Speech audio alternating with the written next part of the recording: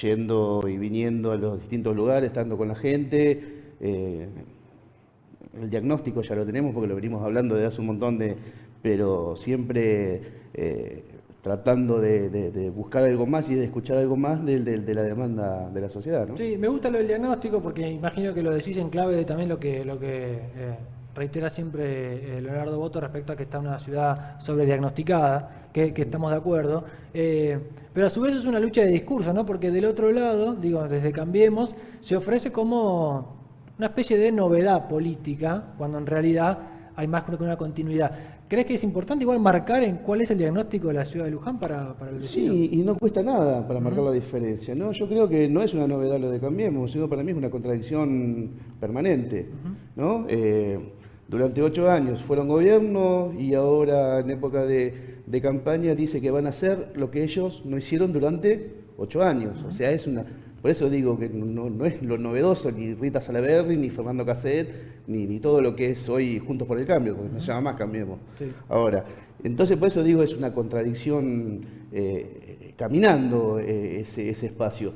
Así que no creo que haya hacer un esfuerzo para diferenciarse. Nosotros siempre, bueno, desde lo sindical siempre nos hemos diferenciado de que nosotros estamos en las antípodas de este gobierno actual, tanto nacional, provincial como municipal. Sí, y te tocó protagonizar en alguna de las jornadas del Consejo Deliberante con con reclamos, con movilizaciones, con algunos trabajadores por una situación industrial que está pasando el país, que te da obviamente un diagnóstico de lo que pasa en el mundo laboral. Contanos un poco, contarle al vecino, cuando haces estas recorridas, incluso en este momento, cómo está el sector laboral y textil, o un Sí, poco de los dos. hoy estuvimos con el compañero Boto, estuvimos recorriendo en el parque industrial, fuimos a la empresa Italcolore, y ahí donde vos ves, o sea, donde se hace visible y real el diagnóstico, o sea, de lo que se está viviendo en la industria. No solo en la textil, sino en lo que es el esquema industrial de la República Argentina. Sí, en Italcolore que se dio aquel famoso video Claro. del empresario explicándole a sus trabajadores que deberían votar por Daniel Scioli y no por Macri, que no eran lo mismo. Exacto. Digo, eso fue en 2015. Lo que se decía en esa época, bueno, lamentablemente se hizo realidad, lo que veníamos diciendo también, decíamos los compañeros,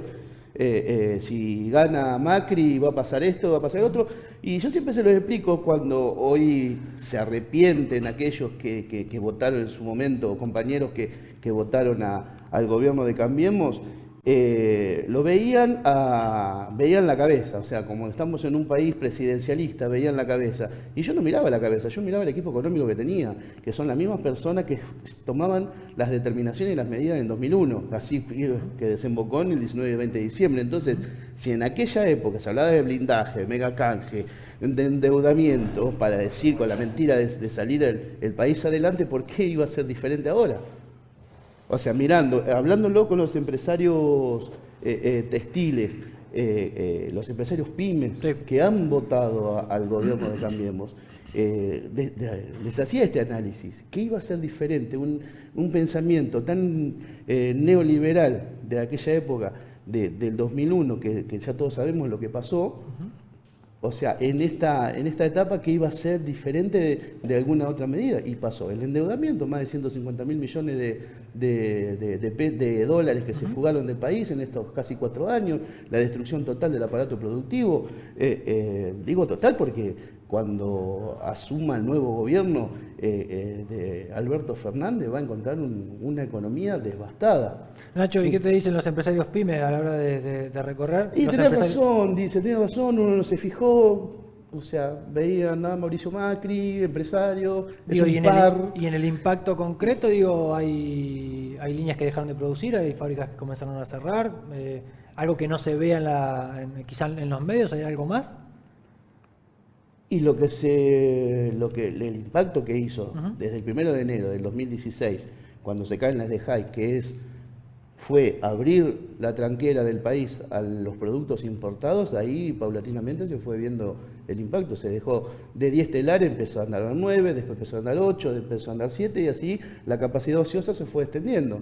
O sea, hoy en día estamos con una capacidad instalada en la industria textil, hablando, Sí. de un 32%, una locura. De 10 telares están andando 3 telares y casi un cuarto.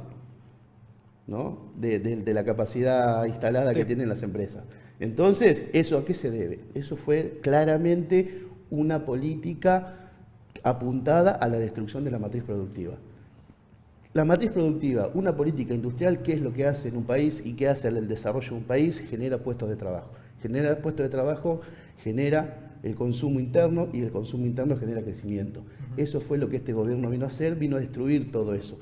Y se lo ve tanto en el nivel nacional, provincial como municipal. Municipal, lo primero que se hizo cuando empezó la crisis textil fue, los primeros que hicieron los empresarios sacar las horas extras.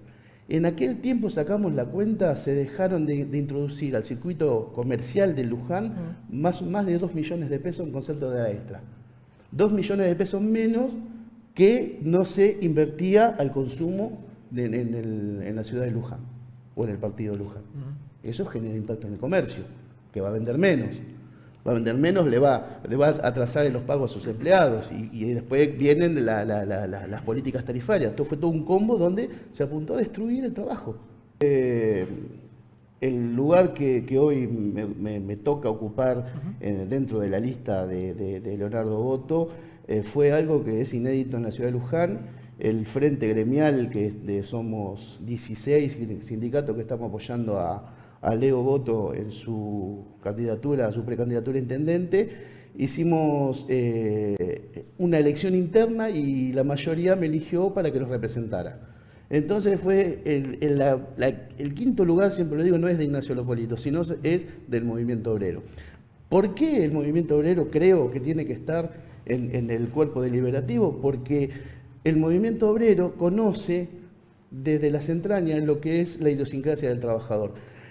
Nosotros representamos, junto con mis compañeros de otras actividades, que representamos a los trabajadores, y muchas veces cuando hemos sido delegados de fábrica, cuando hemos detectado o vienen los compañeros a contarnos sus problemas para que tratemos de ayudarlos a solucionárselo de parte de la patronal, nos cuentan cosas, infidencias de su familia, que les pasa esto, les pasa lo otro, y a veces nosotros hacemos un poco de contenedores también.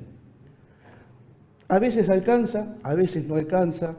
Siempre yo digo que el sindicalista es un lugar ingrato de donde estás, porque el compañero te pide 10 cosas y cuando vos de las 10 cosas le conseguiste 9, siempre te va a reclamar la que no le conseguiste. Entonces, pero uno siempre tiene esa vocación. Yo ahora hace 23 años que abracé la vocación del sindicalismo y siempre uno va hacia adelante porque es lo que lo motiva a uno. Entonces, desde la política, yo creo que el sindicalismo también tiene que ocupar cargos ejecutivos, donde su rol ya más institucionalizado desde el Estado va a fomentar que el sindicalismo desde el Estado esté más presente.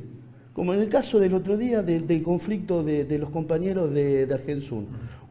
Teniendo una dirección de asuntos gremiales dentro del municipio, en forma institucional, el Estado presente para ayudar y facilitar la resolución de conflictos, ¿no? Que no siempre el sindicato luche solo. Cada sindicato en una fábrica, en una empresa, en un comercio, tenga que luchar solución. También que haya un Estado que lo apoye.